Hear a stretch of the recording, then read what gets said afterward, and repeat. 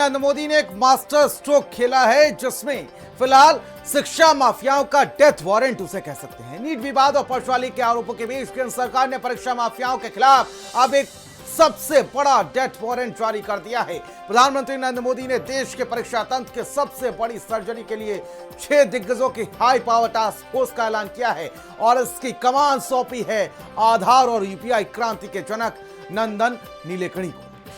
यह कोई कागजी कमेटी नहीं बल्कि एक ऐसी सर्जिकल स्ट्राइक है, सर्जिकल टास्क फोर्स है जो टेक्नोलॉजी के दम पर हैक प्रूफ सिस्टम खड़ा करेगी। 10 करोड़ का जुर्माना, 8 साल की जेल और फास्ट ट्रैक कोर्ट। देखिए परीक्षा माफियाओं के खात्मे की सुपर एक्सक्लूसिव रिपोर्ट।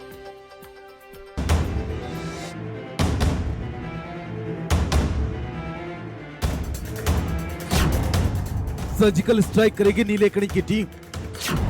सरकार लेकर आई है पेपर माफियाओं का डेथ वारंट। 6 दिग्गजों की हाई पावर टास्क फोर्स है तैयार। परीक्षा सुधार की कमान आधार के जनक के हाथ। पीएम मोदी के संकट मोचक कौन है नंदन नीलेकणी। जब देश के लाखों युवाओं का भविष्य दांव पर हो, जब परीक्षा के पर्चे मंडियों में नीलाम होने लगी और जब देश की सबसे बड़ी टेस्टिंग एजेंसी यानी कि एनटीए सवालों के घेरे में आ जाए, तो सिस्टम को सिर्फ कमेटियों की नहीं बल्कि एक संकट मोचक की जरूरत होती है। परीक्षा माफियाओं का काल, नीलेकणी का टास्क फोर्स। नीट यूजी विवाद के बाद परीक्षाओं में धांधली रोकने के लिए केंद्र सरकार ने 6 विशेषज्ञों की एक नई हाई पावर टास्क फोर्स का गठन कर दिया है।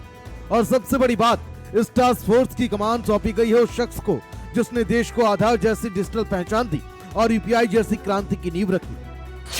नाम है नंदन नीलेकणी।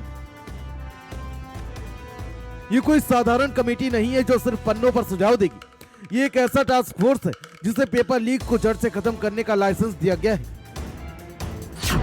आधार के जनक से परीक्षा सुधारक तक आखिर कौन है नीलेकणी।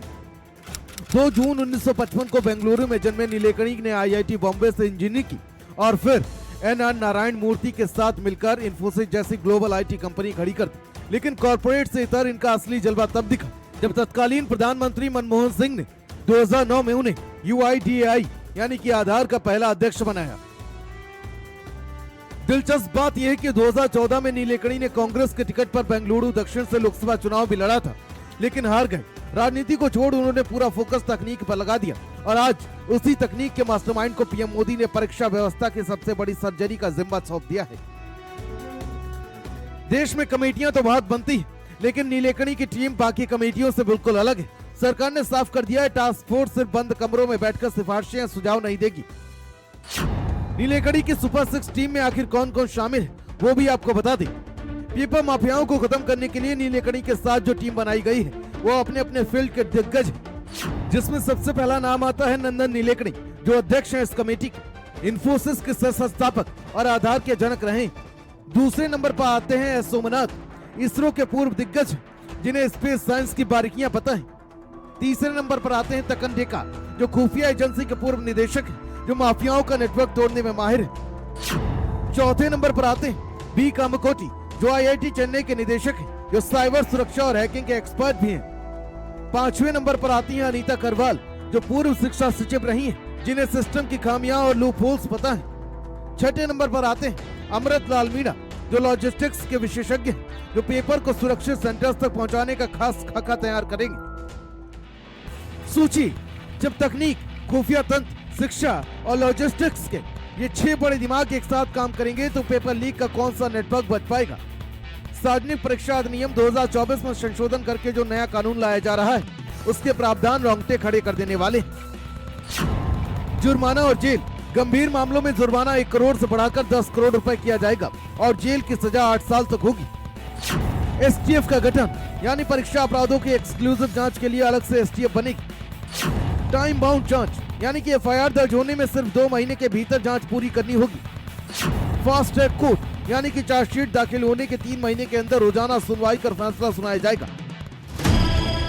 यानी अब पेपर लीक करने वालों को न जमानत मिलेगी न लंबी तारीखें, सिर्फ सलाखें मिलेंगी। लाखों छात्रों उनके परिवारों ने हाल ही में अविश्वास और धोखे का जो दर्द झेला है, नया टास्क फोर्स उस दर्द का इलाज। अब देखना यह है जिस शख्स ने आधार और यूपीआई से भारत की डिजिटल पहचान बदल दी, क्या वो भारत के परीक्षा तंत्र को दाग मुक्त कर पाएगा? पूरे देश की नजरें अब इस सुपर 6 की टीम पर टिकी। स्पेशल डेस्क, भारत समाचार।